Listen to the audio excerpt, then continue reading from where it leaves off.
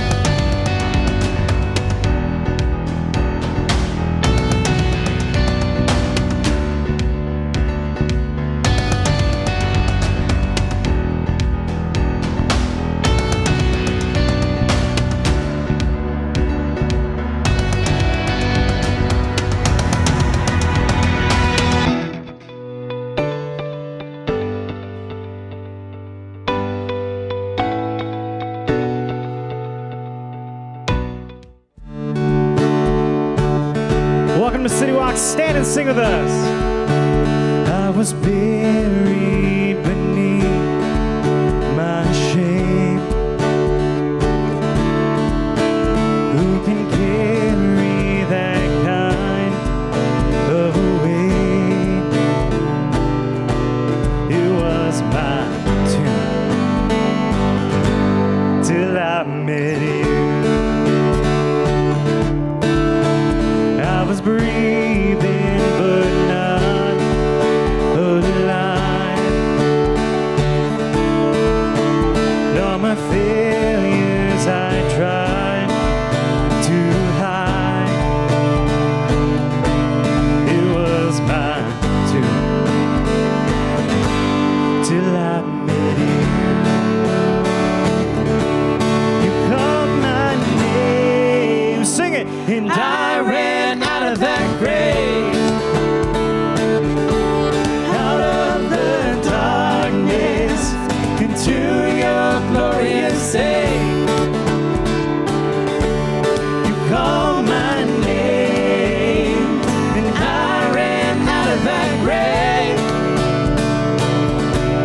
out of the darkness, into your glorious day.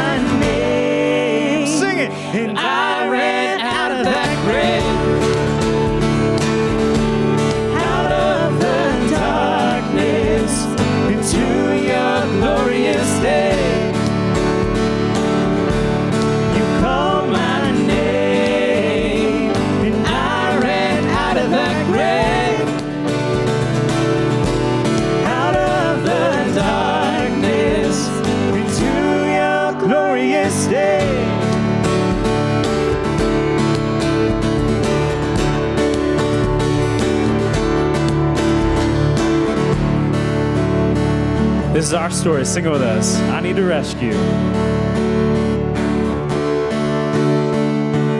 I needed a rescue. My sin was heavy, but chains break at the weight of your glory. I needed shelter. I was an orphan. Now you call me a citizen of heaven. When I was broken, you were my healing. Now your love is the air that I'm breathing. I have a future. My eyes are open. 'Cause when you call my name, shout it out. I ran out of that grave, out of the darkness, into your glorious day. You called my name, and I ran out of that grave, out of the darkness, into your glorious day.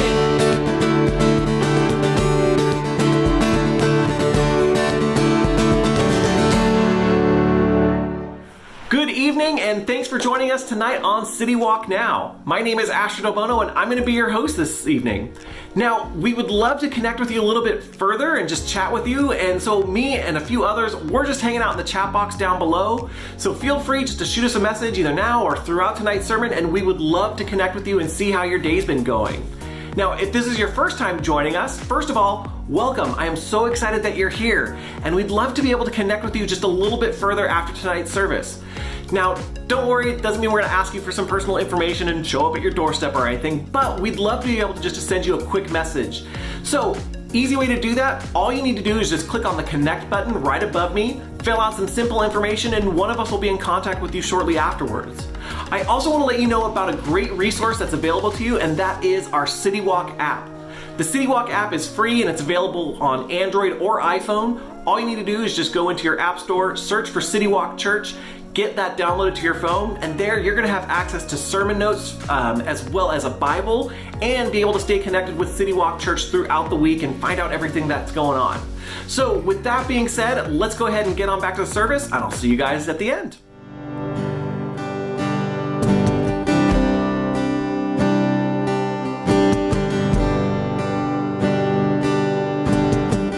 Sing with us.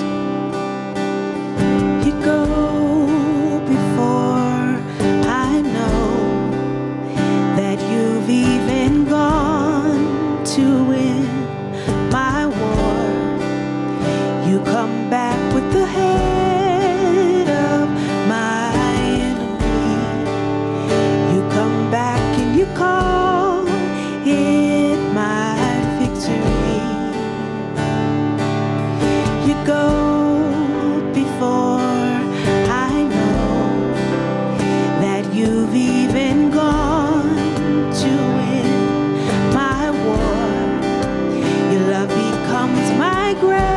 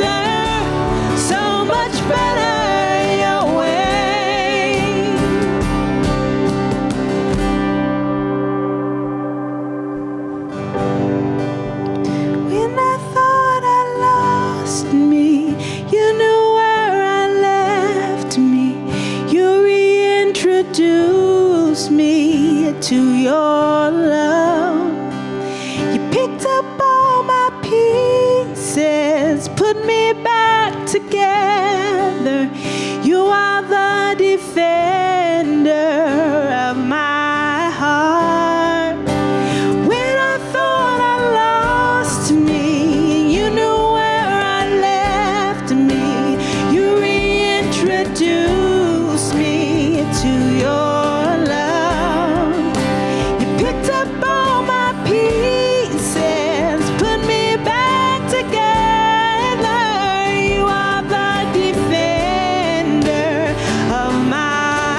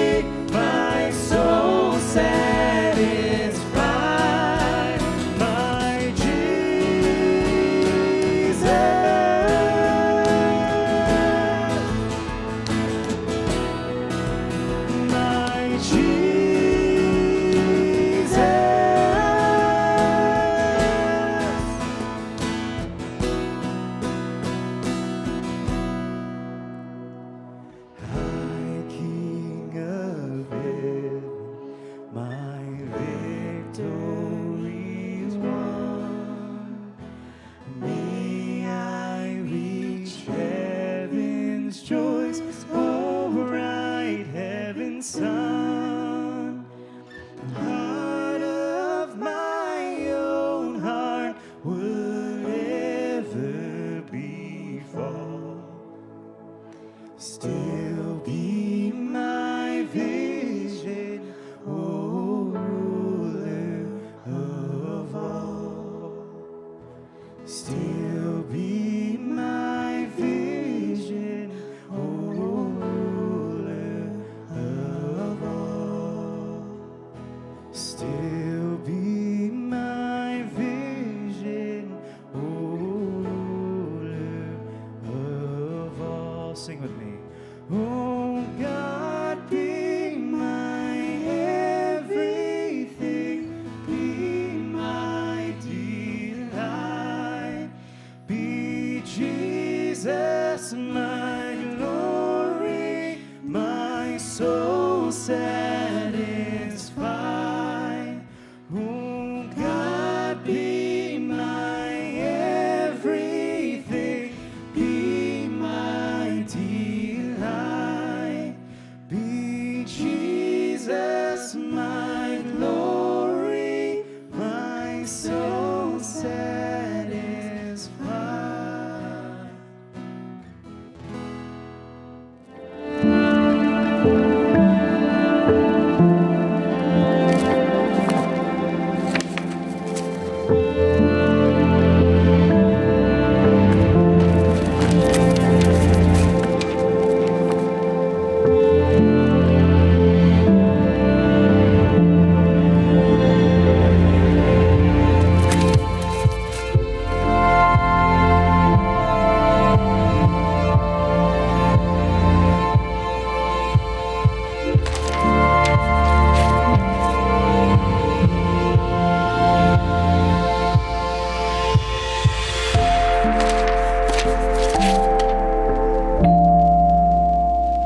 Come on.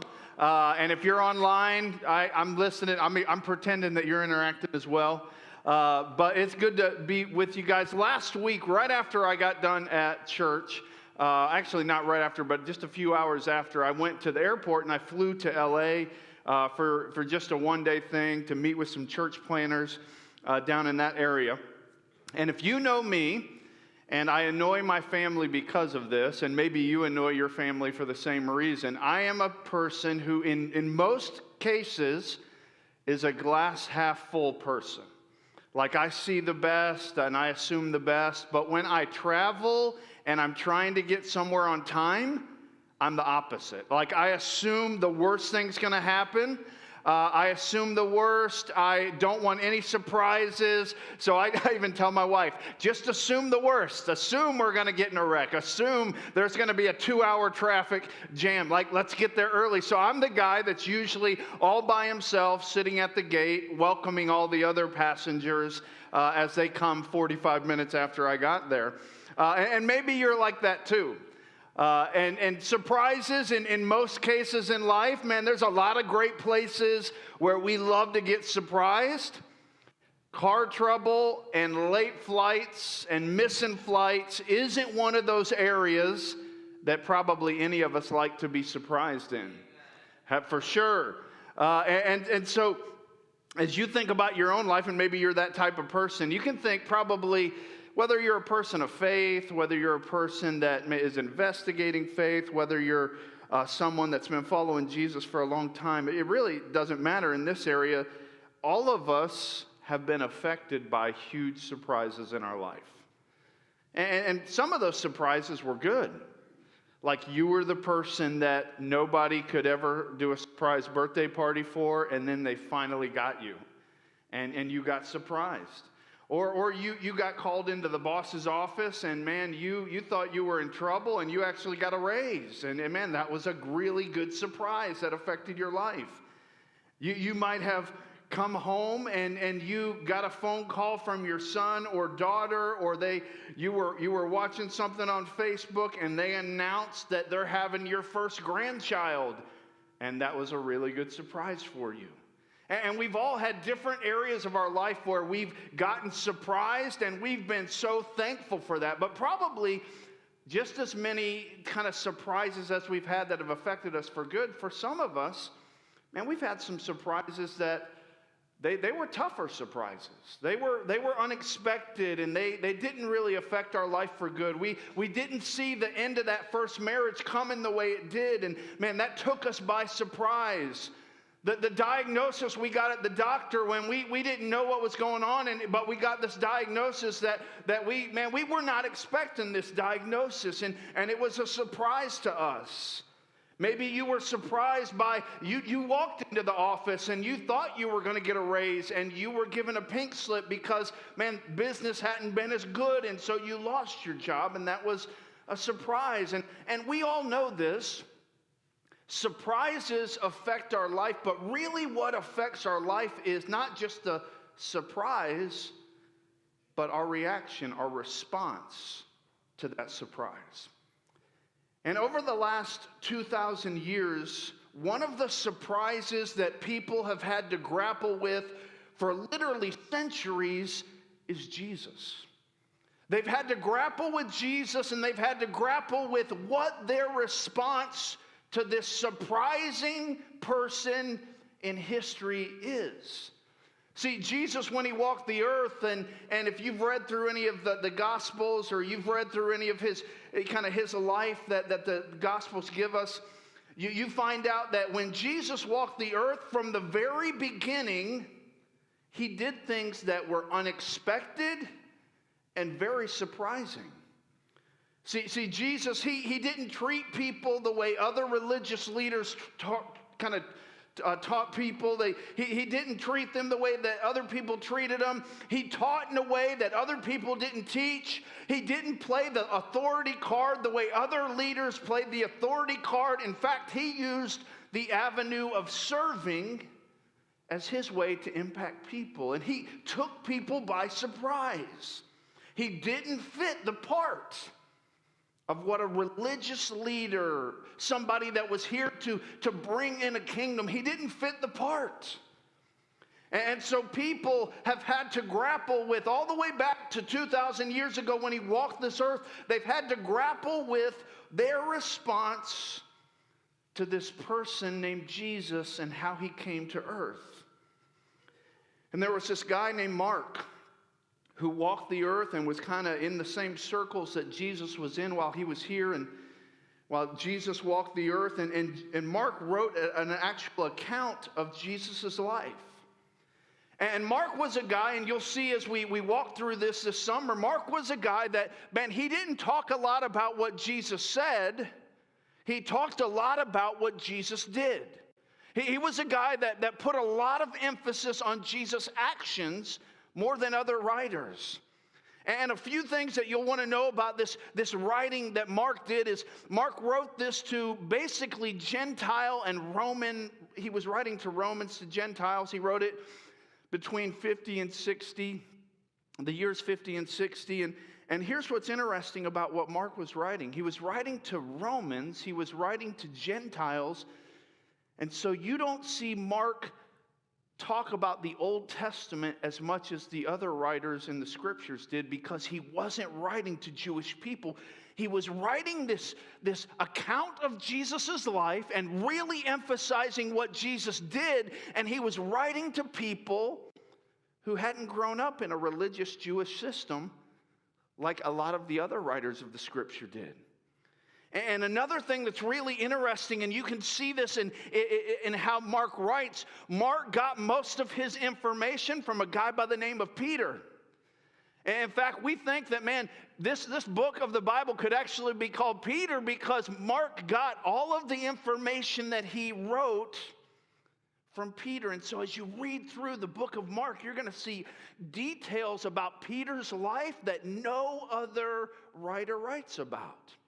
But there's some things about Peter's life that you don't see anywhere else. And good for Peter, because in this story that we're going to read, it highlights a lot of Peter's downfalls, and it doesn't talk about a lot of the things that Peter did that were great, that the other writers wrote about. And so you have this book, you have this letter, this account of Jesus' life that Mark writes, and he's a guy that writes a lot about action. He writes a lot about what Jesus did. In fact, in his writing, he uses the word immediately 40 times. Man, he is like a go-getter type of person.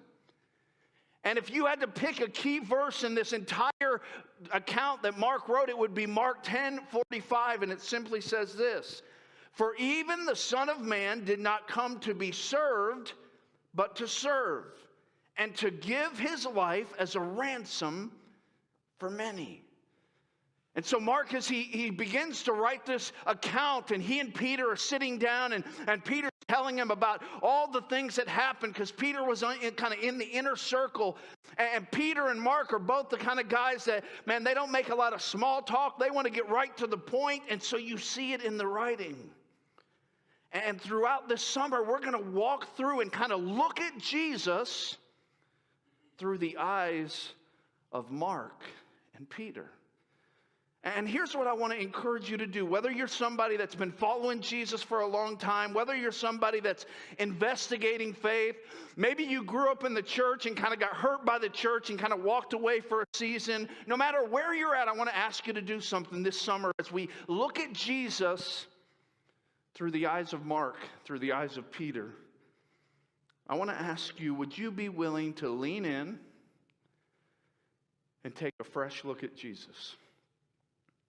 Would you be, no matter what religious background you have, no matter if you've been hurt by the church, no matter if you've been hurt by people that say they're followers of Jesus, no matter if you've been following Jesus faithfully for 40 years, would you be willing to lean in and take a fresh look at Jesus? And here's what I think will probably happen. You'll be surprised. You may be surprised at what you find, and you, like people over the last 2,000 years, will have to decide, how am I going to respond to the surprise that is Jesus? Mark, he starts his gospel, and like I told you, he's a guy that gets right to the point. And so Mark, he starts his account this way, and it'll be up on the screen. It says this in verse 1. He says, "This is the good news about Jesus the Messiah, the Son of God." All right, Mark, he gets right. If you look at some of the other writers, they tell you about Jesus' birth. They tell you about Jesus' family genealogy. Mark's like, skip all that. I'm writing to Romans, and he says, let me just get right to the point. He says, this is good news. I'm about to tell you some really good news about Jesus, who is the Messiah, the Son of God. Peter's probably sitting down with him drinking coffee. I don't know what they did back then. They're at a Starbucks. He's like, just skip all that genealogy stuff. We'll let Matthew and Luke take care of all that kind of boring stuff anyway. Let's just get right to the point. And so he does. He gets right to the point. And after he kind of gets right to the point and says, hey, man, Jesus, he's the Messiah. He's the Son of God. Then what he does is he says, let me introduce you to some kind of a character by the name of John the Baptist. And over the next few verses, he talks about this cat called John the Baptist, he's kind of like the opening act for Jesus if you've ever been at a concert. And man, you came to see a certain person, but oh yeah, so-and-so's got to come out for 30 minutes first. And yeah, he's pretty good too. But we really want to see the main act. Well, John the Baptist was kind of the opening act for Jesus. And John made it clear from the beginning, man, he had thousands of people following him. But he said, hey, I get it. You think I'm important, but somebody's coming, the guy I'm kind of introducing to you, somebody's coming that's way bigger than me, a much bigger deal than me. Just wait, he's coming. And then all of a sudden one day, and Mark talks about this while John's interacting with different people, and he's talking about this act that's coming after him, this Jesus, this Messiah.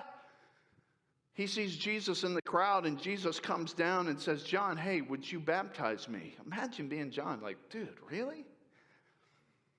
You want me to baptize you? Shouldn't it be a little different? But Jesus said, no, I want you to baptize me. I want you to baptize me. And by me being baptized, what I'm telling the world is, what you're saying is true. I'm identifying with what you're saying, John, that the Messiah is here. And so he's baptized. And right after Jesus' baptism, Jesus, he takes off on like a 40-day time in the wilderness where he fasts for 40 days. It's like, man, that in itself, like, wow. He gets baptized, like, glory, hallelujah, great day. And then Jesus takes off and he's in the wilderness for 40 days. And he's fasting and he's praying and he's interacting with God. And then at the end of that 40 days, it's as if there's a transition between John's ministry of introducing Jesus is now over. And Jesus comes on the scene and he begins to take the reins and move things forward. And Mark picks up with that in verse 16. It says this: one day as Jesus was walking along the shore of the Sea of Galilee, he saw Simon, whose name is Peter, and his brother Andrew throwing a net into the water, for they fished for a living. And so Jesus, he's back from the wilderness. He's been baptized. John the Baptist has actually now been arrested, and he's off the scene. And now Jesus is beginning his ministry. And so Jesus is walking by the Sea of Galilee. And I think we have a picture of the Sea of Galilee. The Sea of Galilee is this little, it's not really little, it's about 13 miles long and about 7 miles wide. And it sits right here, and then down here's the Dead Sea, and then the Jordan River is in between. And so Jesus is kind of going to the beach. He's out, he's back from the wilderness, he can eat now. I mean, life's good. And he's kind of walking along the sea, and he sees a couple guys that he knows. They know each other. This is kind of a small town. And so he sees Andrew, and he sees Simon, and they fish for a living, and they had kind of followed John the Baptist a little bit, but now because John's in prison, they kind of just went back to what they did for a living. And so that's what they're doing. They're fishing, and it says this in verse 17. Jesus called out to them, "Come follow me, and I will show you how to fish for people." Well, excuse me, Jesus? They're in their nets, casting their nets, getting fish. And Jesus, this guy they recognize, comes and he says, "Hey guys, put down your nets and come follow me. And I'm going to show you how to not fish for fish, but I'm going to show you how to fish for people." And what Jesus was calling them to, because these guys were probably not anti-Jesus at this point, but he was calling them to something bigger. Jesus called them to something bigger. He asked them to abandon their way of life and follow him in his rescue mission to seek and to save the lost. And honestly, it wasn't abnormal for a group of people to follow a rabbi or a teacher. That wasn't abnormal. That happened all the time. But what was extremely different, radical, and abnormal was the teacher went and sought out the student. That never happened. Yeah, you could follow a teacher, you could follow a rabbi, but the teacher would never come and ask you to follow. But Jesus, as he sees Simon, who's Peter, and he sees Andrew, he says, "Hey guys, put down your nets. Come follow me. Come be a part of what I'm doing." He was inviting them to be his disciples. And then it says this in verse 18. And they left their nets, their old way of life. They left their nets at once and followed him. And so now you got Andrew and you got Peter and Jesus, and they're kind of walking along the Sea of Galilee. And it says this: a little farther up the shore, Jesus saw Zebedee's sons, James and John, in a boat repairing their nets. James and John were also probably friends of Jesus. They may have actually been cousins of Jesus, so they knew who Jesus was. And Jesus, he kind of comes up near them where they're working. They're working for their dad, whose name's Zebedee. He's a successful businessman, and he says this to them. He called them at once, and they also followed him, leaving their father Zebedee in the boat with the hired men. And here's what Mark, he's emphasizing this simple, clear call that Jesus gave and this radical response by these followers, these new followers. This radical, immediate, it almost seems like, man, when he said come, they just literally dropped their nets and like, see you later, Dad, we're following Jesus. And they weren't just following Jesus for a day. They understood that, man, they were following Jesus as his disciple. They were all in. I mean, who does this? I mean, really, who does this? What leader is bold enough to ask someone to leave their comfort zone, to leave what has made them successful, and to join in their mission? And what person, what individual is crazy enough to listen and literally drop everything and follow immediately? But that's what they did. I remember when we were praying about moving out here to start Citywalk.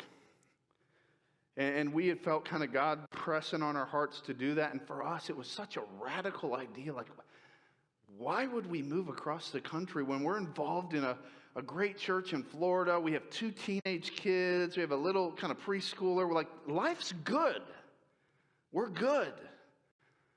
And I remember when we first started to feel this angst for moving out here and starting a church, we took a few initial steps and started to pray. And honestly, we're begging God to let us off the hook.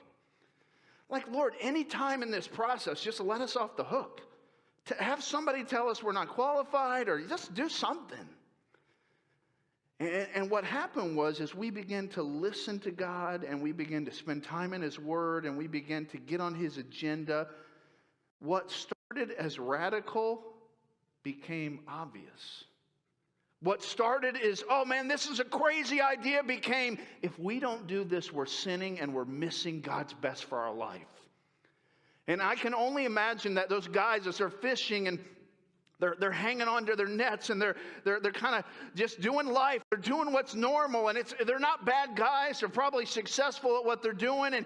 And Jesus comes along and says, hey guys, drop everything you're doing and follow me. And we look at that and think, that's so radical. Why would you do that? But to them it was just obvious. Because they had watched and they had been listening. And they thought, man, we have to do this. We can't say no to this. And so they did. They followed Jesus. They took hold of his mission and they made it hit their own. And so now you have James and you have John. You have Andrew, you have Peter, you have Jesus. And they're kind of walking, just kind of starting this thing. And it says this in verse 21. Jesus and his companions went to the town of Capernaum. When the Sabbath day came, he went into the synagogue and began to teach. So basically, it's, hey guys, we're going to church. Sabbath day, we're just going to go to church. So they did. They went to where church was. They went to the synagogue. And Jesus was, he was one of the speakers for the day. He was going to be one of the teachers. And so nothing abnormal about this. Jesus and his few guys, his buddies, his followers, they go into the synagogue and Jesus begins to teach. Okay, that's normal. I mean, they had teachers in the synagogue all the time. Verse 22 says this, the people were amazed at his teaching, for he taught with a real authority, quite unlike the teachers of religious law. See, they were used to people coming in and having teachers, but here's what would happen. The rabbis of that day would basically use other rabbis' teaching, and they would basically reteach other rabbis' teaching, and they would use other rabbis' teaching to really show that what they were saying was true and powerful. But Jesus was different. He didn't use other rabbis' teaching. He had fresh things to say. And so as Jesus began to teach, he taught with such clarity and power. And as people began to listen, and they just noticed there's something different about what this guy's saying. There's an authority. This is more personal. This is unlike the other teachers. And then verse 23, it says this. Suddenly, a man in the synagogue who was possessed by an evil spirit, basically a demon, cried out. I mean, this is like awkward and distracting. So we had a little music go while I was speaking, which that was all planned, Asher. We had that worked out. That was part of the plan. But can you imagine? Like, we're just hanging out, where somebody's up there here teaching, and all of a sudden a demon-possessed person just gets up, starts screaming, running up and down. It'll be a little awkward in here. Like, we'd all be like, I'm not really sure what we're supposed to do with that. It would be a little, and so this is what's happening. Jesus is teaching, and man, he's teaching with power and authority, and people are leaning in, and then all of a sudden this guy gets up, and he's crazy, and he's loud, and it's awkward. And it says this is the person who has the demon says this: "Why are you interfering with us, Jesus of Nazareth? Have you come to destroy us?" See, Jesus was the ultimate threat to the kingdom of darkness. And then this is so interesting. It says, this is that person talking who's demon-possessed. He says this: "I know who you are, the Holy One of God." See, the demon understood better probably than even his followers who Jesus really was and how powerful he was. The demon knew that, man, this Jesus is the Son of God. He's the Messiah. He's all powerful. He knew who he was dealing with. "I know who you are, the Holy One of God." But Jesus reprimanded him, "Be quiet," which is interesting. It's the same thing Jesus said to the storm when he calmed the storm. "Be quiet." The storm calmed. Demon-possessed guy, "Hush, just be quiet." And look what happens. He says, "Be quiet and come out of the man," he ordered. Jesus, he has the authority to silence this guy and direct the demon. And it says this in verse 26. At that, the evil spirit screamed, threw the man into a convulsion, and then came out of him. Basically, the demon obeyed Jesus.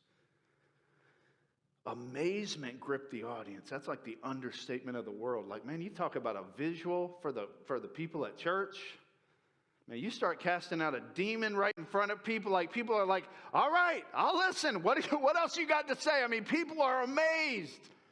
This guy, he's a great teacher. He has some great authority, but now he just took it to a whole nother level. When we saw this demon-possessed guy, the demon knew exactly who he was, and Jesus commanded the demon, and the demon obeyed him. And so people, man, they are leaning in. It says, amazed, gripped the audience, and they began to discuss what had happened. "What sort of new teaching is this?" they asked excitedly. "It has such authority. Even the evil spirits obey his orders." Man, this is new. This is something different we've never seen. This type of power in someone's life and teaching, we've never seen this. And it says this in verse 28. The news about Jesus spread quickly through the entire region of Galilee. I mean, this is no social media. This is none of that. I mean, there's no like news outlets. But yet, man, the word began to spread. And as you read through Mark and as you see Jesus in Mark, you see, man, he could barely go anywhere without just people being everywhere. Because people were leaning in. Who is this guy? What is he saying? This is different than what we've ever experienced. See, Jesus surprised people. He treated people different than other people that were religious. He hung out with people that others didn't hang out with.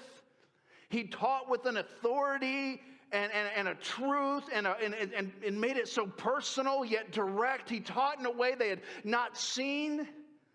And he had this power that even the demons, they knelt, they bowed, they obeyed. This was something new and it was surprising. And throughout Jesus' life, and you'll see it all through the book of Mark, people had to grapple with, who is this Jesus and what is my response going to be, because he's surprising. Whether you're a person who maybe you grew up in church, maybe you're a person who, like I said earlier, man, you maybe grew up in church for a little bit but kind of walked away for a season, or maybe you're here and you're watching online and you're like, man, honestly, I've not really been a part of a faith community. I've not really done that whole thing, not done the religious thing ever in my life. But here's what I know. No matter where you find yourself, you have a response to Jesus. Like, you've already responded to Jesus in some way. And probably your response to Jesus, similar to mine, has its roots in kind of how you were brought up and what you were taught and kind of what you've seen other people do and say about Jesus. And so we've all responded to him in some way. And maybe your response is, and let me give you a few, and maybe you can put yourself in one of these. Maybe your response is like a respect. Maybe you'd say, my response is respect. I appreciate his teaching. I've seen some good things happen kind of by people that say they're his followers. And there's some good things in the world that people that say they're followers of Jesus have done. And so, man, there's a level of respect I have for Jesus and some of his teaching. Or maybe your response has been one of more apathy. And it's one of these, you know what, I don't love him, I don't hate him, he's just not a part of my life. You're not like saying bad things about him, not throwing him under the bus, but you're not like loving on him either, because he's just not part of your life. And maybe you're watching online and you say that, that's kind of me. I'm not against him, I'm not really for him, it's just not part of who I am. Or maybe your response would be one of disgust. And it's okay to say that. It's okay to say that. It's okay to admit that. Maybe for you, a person or a church who claims to follow Jesus hurt you deeply. And so if you're honest, you don't want anything to do with Jesus because of what you've seen done in his name. But here's my question for you, whether you're watching online or you're here this morning. What if your picture of Jesus is wrong? What if the picture you have of Jesus, whether it's disgust, whether it's apathy, whether it's respect, what if, or maybe it's something else, what if your picture is wrong? Like how tragic would it be if you walked away from a Jesus or a version of Jesus that really wasn't the Jesus of the Bible? How tragic would it be that you or I would walk away from Jesus and we would walk away from a counterfeit Jesus that doesn't even exist? How tragic would that be? What if, like the people in Mark chapter 1, we considered maybe a couple other responses? Maybe your response could be, instead of respect or apathy or disgust, what if you, like the people in Mark chapter 1, like the fishermen, you found yourself knowing about Jesus? You found yourself you have a relationship with Jesus, and what I mean by that is you've come to a place in your life where you have understood that you were a sinner and that you knew Jesus was your only way, so you believed he died and rose again, and you ask him to save you. And so you're a person who, man, you've maybe been around church, you've accepted Jesus as your Savior, you have a relationship with him, you started one at some point in your life, and you're just like those fishermen. And you're not doing anything terrible, you're just kind of going about your day, but man, you're holding on to a few things that you trust in to make you okay. And you're holding on to a few things that are kind of your security. And Jesus comes to you and he says, follow me. Maybe for you, your response needs to be just obedience. Maybe it's you standing at the water, holding your security, your net. Yeah, and you have a relationship with Jesus. You'll be in heaven with him one day, but you've been afraid to go really all in.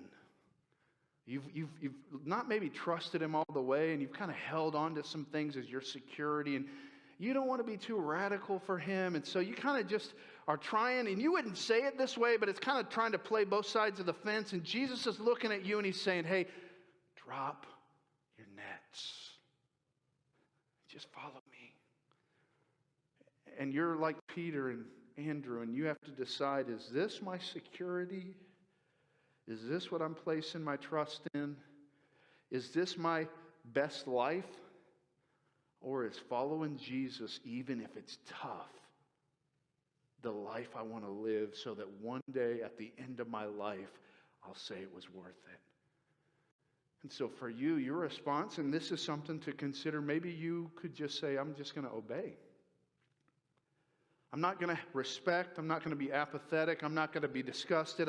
That's not going to be my response. I'm going to have the response of the fisherman, and I'm going to say, Jesus, you're worth it, and I'm going to obey. I'm going to quit playing games, and I'm going all in. I'm going to obey. Or maybe you're here, and you would say, man, I'm a person who has been kind of around religion. You're like the people in the synagogue that day. You've been around religion, and maybe you've even tried it a little bit here and there, but you've never really found it to fill the whole of your life. And so you've kind of put it on the back burner, and you try it every once in a while, Easter, Christmas, a few times in the year, but you've kind of just stiff-armed Jesus a little bit because it's just not been something that's been helpful, at least in your mind. And maybe you're like these people in the synagogue, and you're beginning to listen and are beginning to ask yourself, did I walk away from a Jesus that really doesn't exist? Like, is there more to him? As I hear about him in Mark and as I study him a little bit, could it be that the Jesus that I'm stiff-arming isn't really the Jesus of the Bible? Could it be that he does offer hope? Could it be that there is true forgiveness? Could it be that my life could really be different? Could it be? And if that's you, if you find yourself in that place, would you just lean in? I'm not asking you to buy into the whole thing. I'm not asking you to be like the fisherman yet and just drop everything and follow Jesus. But maybe you're grappling, and for you it's just saying, hey, I'm just going to lean in because I may have walked away too soon. See, two statements that I think are so important. The first one is this: you will never regret saying yes to Jesus. You'll never regret it. You will never regret saying yes to Jesus. If you're the person that has the net in the hand and you just, should I, shouldn't I? You'll never regret saying yes. And the second statement is you will never regret taking steps towards Jesus. If you're the person you don't have a relationship with him, but you're like, man, I think I'm going to lean in a little bit. You won't regret that. You won't regret taking steps towards Jesus. Well, one of the simple ways that you can do that, and we introduced this last week, is, man, on your way out, make sure you pick up one of our Mark devotionals. And what we're doing this summer is we're walking through the book of Mark. And each week we're reading a chapter, and then we're going to talk about it on Sunday. And so most of our gathering this week is going to be reading through Mark chapter 2. And then next week we'll talk about it in church. And one of the best ways that you can lean in is by spending time in his word. And so I encourage you to pick up one of those and lean in. As we close today, I want everybody to bow their heads and close their eyes. And don't be distracted. Don't be on your phone. I know there's temptation to do that. Just listen. At the end of your life, and I think about this a lot for myself. At the end of your life, you're going to care about two relationships. You're going to care about your relationships with those you love most, your family. And you're going to care about your relationship with God. At the end of your life, we're all going to care about those two relationships. And so I want you to put yourself in that place. At the end, it's always good to begin with the end in mind. when you're at the end of your life and you are leaning in to those two relationships, you don't have much time left, what would that person tell you today to do with Jesus? What would that person at the end of their life who will only care about two relationships, what would that person tell you to do today to prepare best for that day? And for some of you, I think that person would tell you, drop your nets and go all in. And maybe that person would tell you, as you are intrigued with Jesus and is there more to it? You're asking yourselves these questions. I think that person would tell you today, lean in. Lord, I thank you for the book of Mark. I thank you for just the clarity, just the openness, the transparency that Mark and Peter, as they put this historical account of your life together. I thank you for that, Lord. And I pray as we are in a lot of different places, some of us are followers of you. Maybe we've been following you for a long time. Others of us are maybe coming back to faith. We were hurt by the church, and now we're kind of trying it again. And maybe there's some of us here, or we're watching online, and it's just never been part of our life. But it's not an accident that we're here today.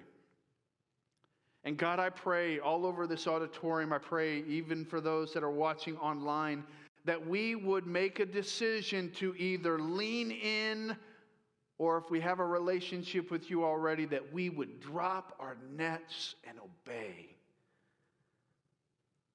Because we can truly believe that we will never regret saying yes to you.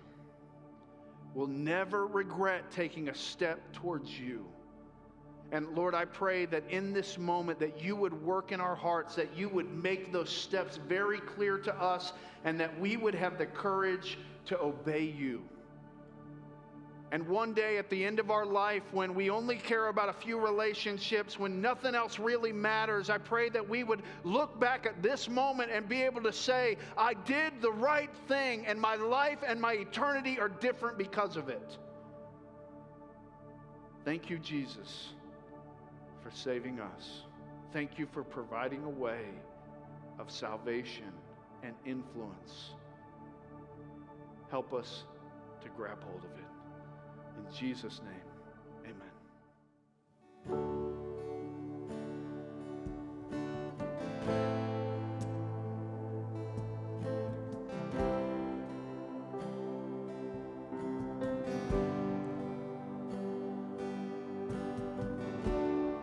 Would you sing with us?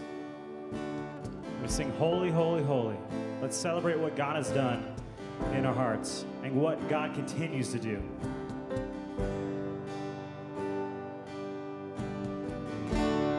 Holy, holy, holy is the Lord God Almighty, who was and is to come. With all creation I sing praise to the King of Kings. You are my everything, and I will adore you.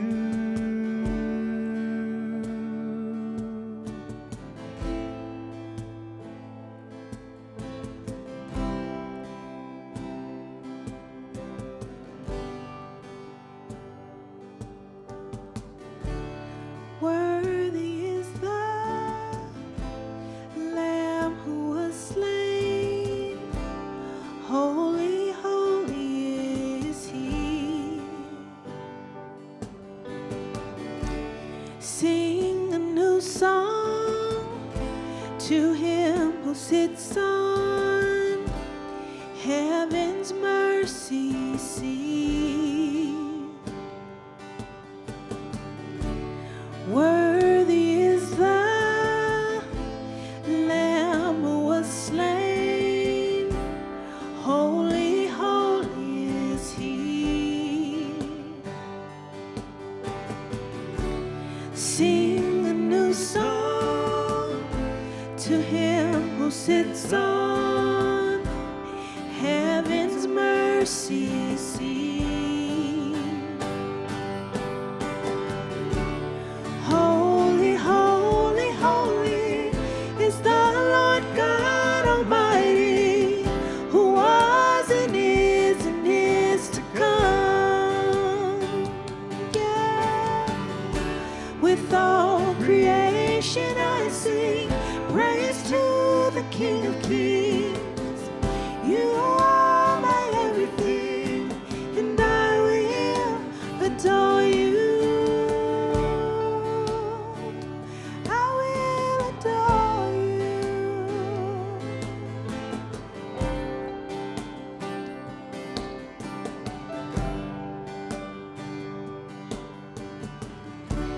Clothed in rainbows of living color, flashes of lightning, rolls of thunder,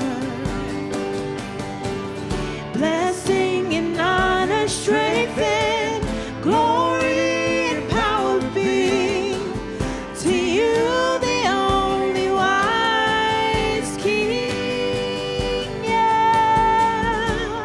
Holy, holy, holy is the Lord God Almighty, who was and is to come. Yeah. With all creation I sing praise to the King of Kings. You are my everything, and I will adore you. I will adore you.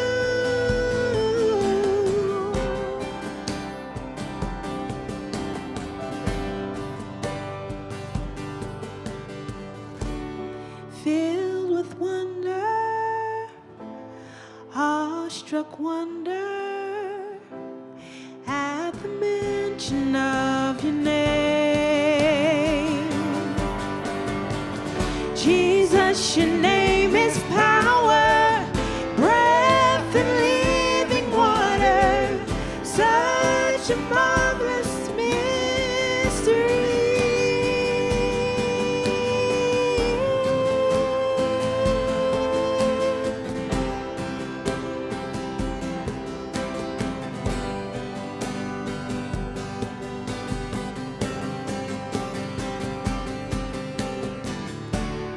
Holy, holy, holy is the Lord God Almighty, who was and is to come.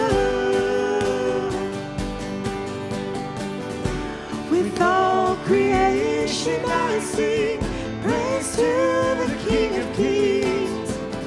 You are my everything, and I will adore you. Holy, holy, holy is the Lord God Almighty, who was and is to come.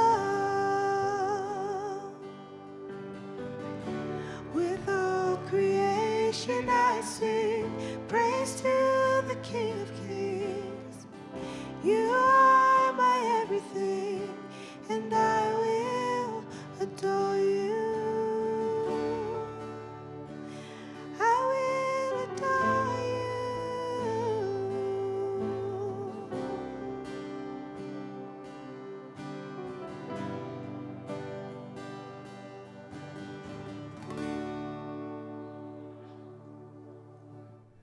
This is a time that we set aside each week to worship through giving. Now, if this is your first time here and you're just checking us out, seeing what we're all about, you are in no way obligated to give. In fact, you're tuned in to a gathering of folks who give so generously that you're not obligated to. Now, if you'd like to give online, there are a couple of ways that you can do that. The first is by clicking on the Give icon, or in the Citywalk app, you can click on Give at the very bottom and you'll be able to give from there. Now, if at any point in time during tonight's message you made a decision to start or re-engage in a relationship with Jesus, we are so happy and excited for you. And if you'd like to talk to someone about that decision, all you need to do is just click on the Make a Decision button right above me, fill out some basic information, and one of us will be in contact with you shortly afterwards. And if you've missed out on any part of tonight's message, or you'd like to go back and see any of our past messages, all you need to do is click on the past messages icon or go to citywalkchurch.com and you'll be able to watch any of the past messages from there. With that being said, we are so excited that you joined us tonight, and we look forward to seeing you next week at 6 p.m. at live.citywalknow.com. With that being said, look forward to seeing you all next week. Have a great day.